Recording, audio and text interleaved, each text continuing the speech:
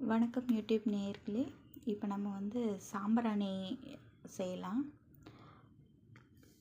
இப்போ அதுக்கு வந்து கொஞ்சம் சாணி, இது வந்து தூதுவளை அரைச்சி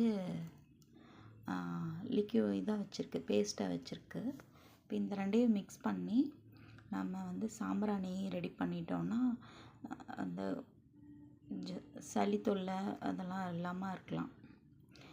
இயற்கையாக அது கெமிக்கல் சாம்பிராணி யூஸ் பண்ணுறதுக்கு பதிலாக நாமளே தயாரித்து வெயிலில் காய வச்சிட்டோன்னா நல்லா கலக்கலன்னு காஞ்சதுன்னா அதை கம்ப்யூட்டர் சாம்பிராணி மாதிரி பருத்தி வச்சு யூஸ் பண்ணிக்கலாம். அதுக்கு வந்து கொஞ்சமாக சாணி கொஞ்சம் 2 நாளத்து சாணி, அதுதான் அப்படி கொஞ்சம் இதாக இருக்குது. லிக்யூடாக இருந்ததுன்னா அது நிற்காது, அதுக்காக அப்படி கொஞ்சம் 2 நாளத்து சாணி எடுத்து வச்சுருக்கு.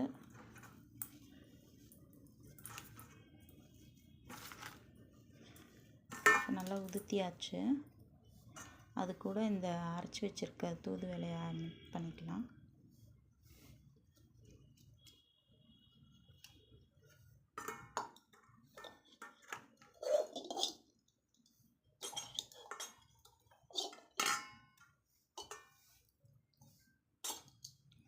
ஓகே, இப்போ இந்த ரெண்டையும் நல்லா மிக்ஸ் பண்ணிட்டு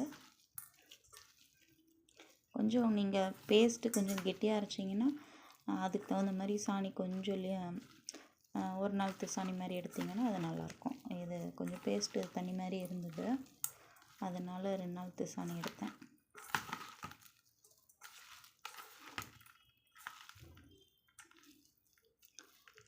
பாருங்கள், ஆல்மோஸ்ட் மிக்ஸ் பண்ணியாச்சு.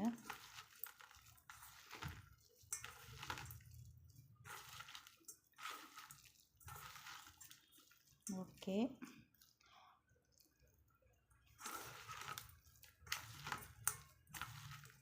சாணி கையில் தோடுறதெல்லாம் தப்பெல்லாம் கிடையாது.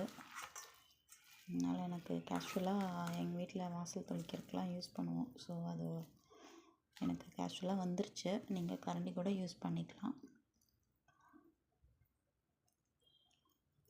ஓகே, இப்போ இந்த மாதிரி பிடிச்சி வச்சிட்டோன்னா மேலே கீழே தட்டையாகவும் மேலே வந்து குமச்சியாகவும் இருந்ததுன்னா கரெக்டாக இருக்கும். அந்த பண்டிகைனா இலைக்கு பிள்ளையார் பிடிச்சி வைப்போம்ல, அது மாதிரி வச்சா ஓகே.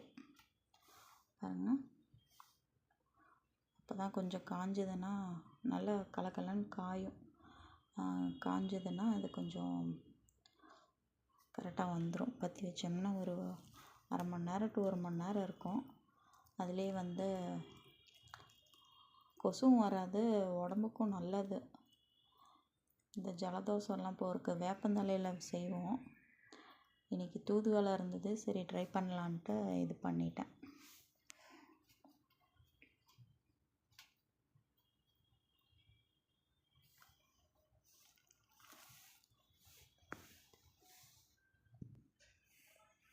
பாருங்கள், எனக்கு ஒரு 2 கைப்பிடி சாணி, கொஞ்சம் ஒரு 1/2 கப்பு தூதுவளை பேஸ்ட் இருந்தது. அதில் இவ்வளோ வந்திருக்கு.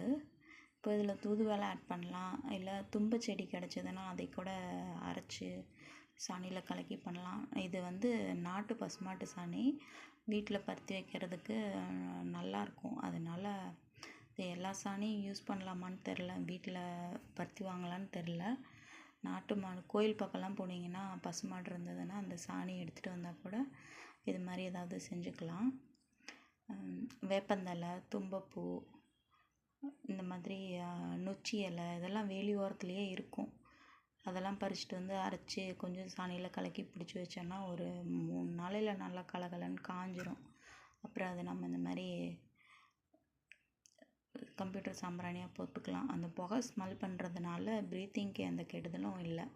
கெமிக்கல் யூஸ் பண்ணுறதுக்கு இப்படி நாம் ஹோம்மேடாக பண்ணி யூஸ் பண்ணிக்கலாம். தேங்க்யூ. இது காஞ்ச பிறகு நான் உங்களுக்கு இது ஃபோட்டோ போடுறேன். தேங்க்யூ.